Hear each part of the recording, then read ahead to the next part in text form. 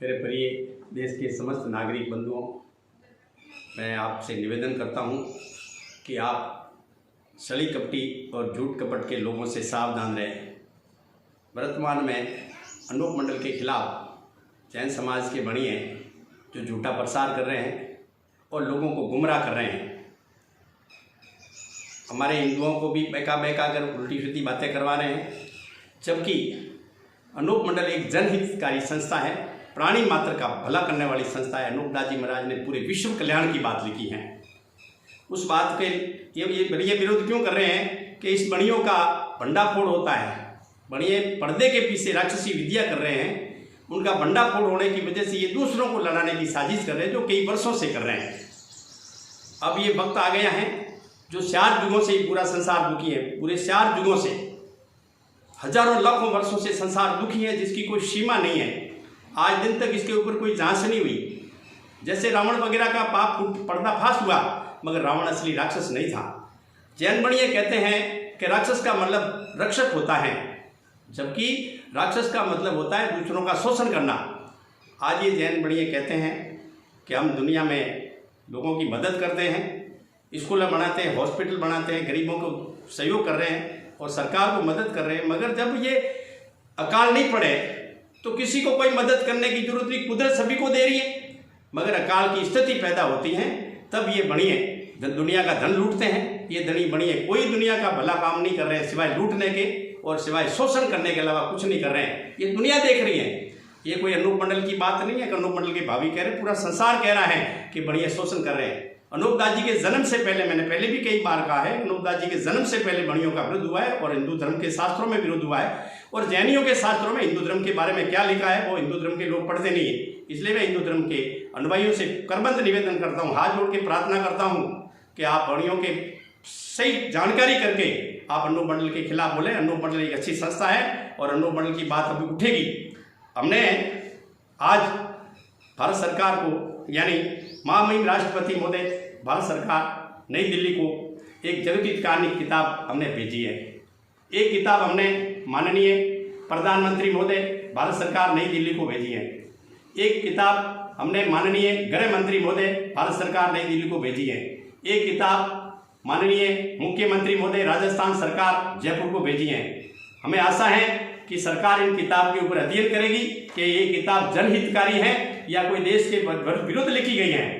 इसमें कोई भी तरह की अनैतिक बातें नहीं लिखी हुई हैं। सिर्फ जैनियों के बारे में ये लिखा है कि बणिए एक शोषण कर रहे हैं और एक ऐसी विद्या से दुनिया के साथ में षड्यंत्र कर रहे हैं।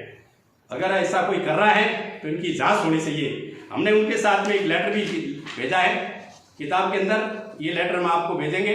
इस लेटर के अंदर हमने लिखा है कि किताब की जांच की जाए और हमारे को और बणियों को रूबरू बैठाकर, आमने सामने बैठाकर, हिंदू मुस्लिम सिख ईसाइयों के और धर्म गुरुओं के, आम जनता के, सतीश कौम के बीच में बैठकर, ये कोई देश ईर्षा की बात नहीं है, ये मानवता की बात है। बणिए पढ़े लिखे होशियार हैं, बणियों के पास में पैसे की ताकत है। बणियों ने तो दुनिया को गुमराह कर रखा है। कई लोग इनको मालूम नहीं है, जो लोग इनके फेवर में बोल रहे हैं, जब इनको पता चलेगा तो उनको पिसाना पड़ेगा। और बणियों से भी मैं कह देता हूँ कि आप झूठ बोलना बंद करें। और अगर आप लोग अगर सच से ईमानदार हैं तो आप कह रहे हो ना आएंगे, तो आप 28 तारीख को आ जाओ, बैठकर बात कर लेंगे। मैं बालोतरा में रहता हूँ।